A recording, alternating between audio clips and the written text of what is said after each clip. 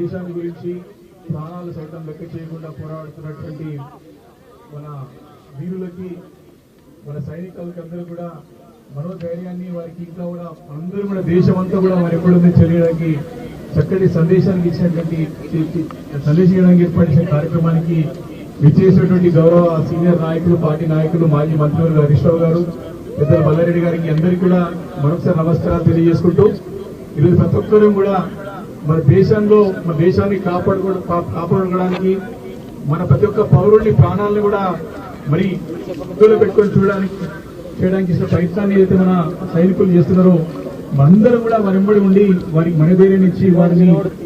పోరాట స్ఫూర్తిని అందరూ కూడా మనం పెంపొందించుకొని మనందరం కూడా వారికి అండగా ఉండాల్సినటువంటి సమయం కాబట్టి అందరం కూడా మన దేశ సైనికులకి మన దేశానికి గురించి అందరూ ఒకటే ఉండాల్సిన సందర్భం కాబట్టి అన్ని కూడా పక్కన పెట్టి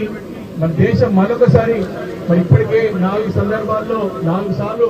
ఈ యొక్క పాకిస్తాన్కి గుణపాఠం చెప్పినటువంటి మరొకసారి తప్పకుండా మన యొక్క ఆర్మీ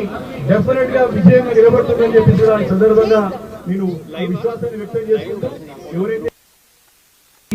మన నాయక్ గారు మురళీ నాయక్ గారు